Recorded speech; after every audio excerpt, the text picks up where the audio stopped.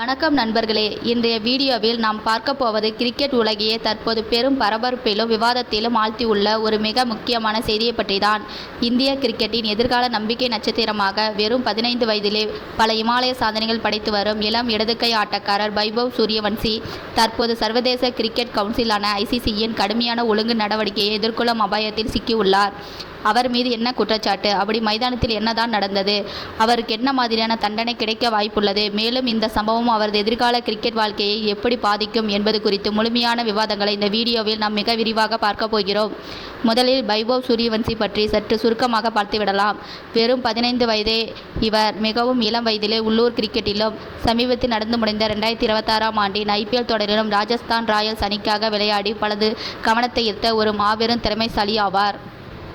அபாரமான பேட்டிங் திறமையால் இந்திய அணியின் அடுத்த சூப்பர் ஸ்டாராக உருவெடுப்பார் என பல முன்னாள் கிரிக்கெட் ஜாம்பவான்களால் மற்றும் விமர்சகர்களால் பெரிதும் புகழப்பட்டவர்.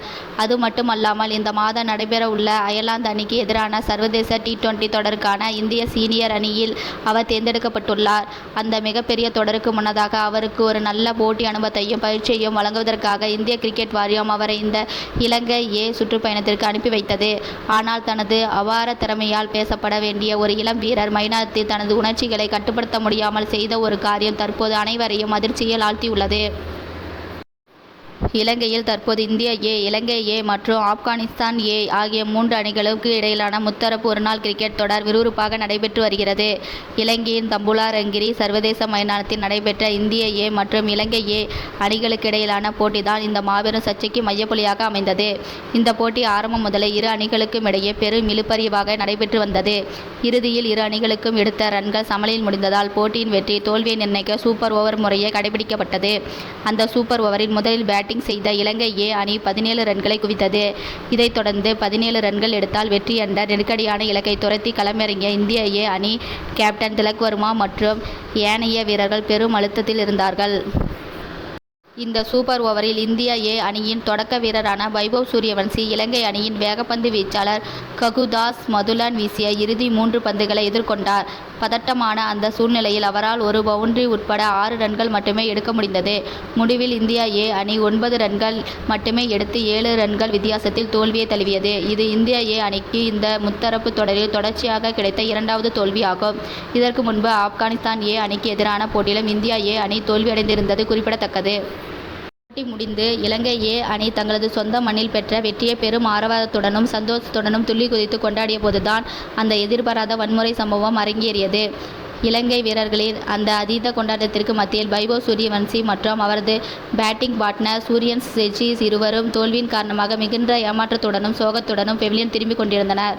அப்பொழுது வெற்றி பெற்ற மிதப்பில் இருந்த இலங்கை அணியின் பந்துவீச்சாளர் மதுலன் வைபவ் சூரியவன்சியை பார்த்து ஏதோ சில வார்த்தைகளை தீவிரமாக கூறியுள்ளார். அவர் இது IPL இல்லை, சர்வதேச போட்டி என்பது போன்ற சீண்டும் வார்த்தைகளை பயன்படுத்தி இருக்கலாம் என்று ஊடகங்களில் கூறப்படுகிறது. தோல்வியின் விரக்தியில் இருந்த 15 வயது வைபவ் சூரியவன்சி இந்த வார்த்தைகளை கேட்டதும் தனது பொறுமையை முற்றிலுமாக இழந்துவிட்டார். உடனடியாக கோபத்தின் உச்சியில் சென்ற அவர் தன்னை நோக்கி வார்த்தைகளை வீசிய மதுலனை நோக்கி மிகவும் ஆவேசமாக முன்னேறினார். அடுத்த சில வினாடிகளில் இருவருக்கும் இடையே மிக கடுமையான வார்த்தை போல் மூண்டது.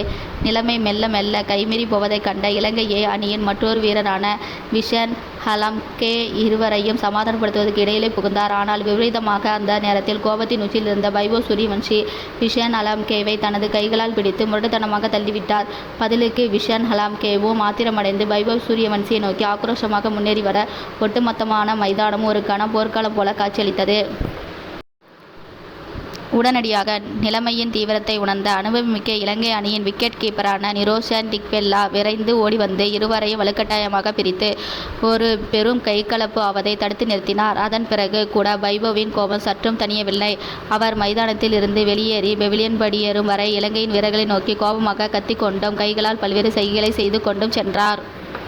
உண்மையில் இதே போட்டியில் இதற்கு முன்னதாகவும் வைபவ் சூரியவன்சி மற்றொரு சிறிய சர்ச்சையில் சிக்கியிருந்தார் என்பது குறிப்பிடத்தக்கது. இலங்கை அணி பேட்டிங் செய்த சூப்பர் ஓவரின் போது இன்னிங்ஸின் கடைசி பந்தில் நடுவர் ஒரு நோபால் வழங்கியதை எதிர்த்து இந்திய அணியின் கேப்டன் திலக் வர்மா நடுவரிடம் கடுமையாக வாக்குவாதத்தில் ஈடுபட்டிருந்தார். அப்பொழுது இந்திய அணிக்காக பேட் செய்ய தயாராக பேட்களை கட்டிக்கொண்டு பவுண்டரிக்கு எல்லைக்கு வெளியே நின்றிருந்த வைபவ் சூரியவன்சி திடீரென மைதானத்துள் புகுந்து நடுவரிடம் மிக ஆக்ரோஷமாக வாதிடத் தொடங்கினார். நிலைமை மோசமாவதைக் கண்ட இந்திய அணியின் தலைமை பயிற்சியாளர் நிஷிகேஷ் கனிஷ்கர் உள்ளே வந்து வைபவ் சூரியவன்சியை வலுக்கட்டாயமாக அங்கிருந்து இழுத்து செல்ல வேண்டிய நிலை ஏற்பட்டது.